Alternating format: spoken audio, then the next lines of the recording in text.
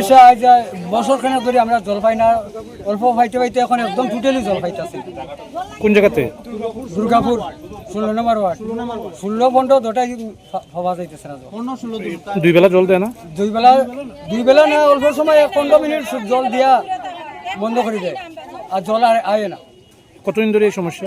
এটা 8-9 মাস চলে গেছে। তো গাড়ি দিয়ে কি জল সরবরাহ করা?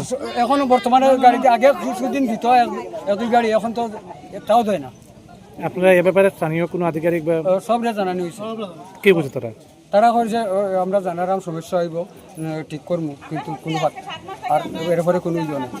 তো মানে মূলত কি কারণে জল সরবরাহ হচ্ছে না আপনি কি জানেন? এটা তো হইতাম পারতাম না, আমরা তো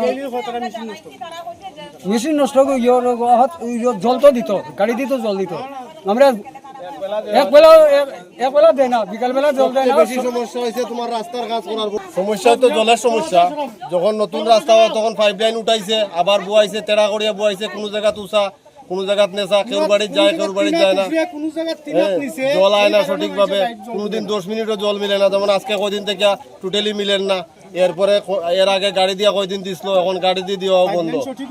পাইপ লাইন টোটালি সঠিক হয়েছে না। আপনারা এই বিষয় নিয়ে সংশ্লিষ্ট যে ডিপার্টমেন্ট আছে তারা কি জানাইছেন? এটা জানানি হয়েছে। এরপরে এর আগে আমরা একবার রাস্তা অবরোধ করছিলাম, স্থানীয় কাউন্সিলরকে জানাইছেন? জানানি হয়েছে। তারা কি কোন ওয়ার্ডে জল পাওয়া যায়? ওই তো 15-16। আপনারা এখন কি চাইতেছেন? ওই তো জল চাই।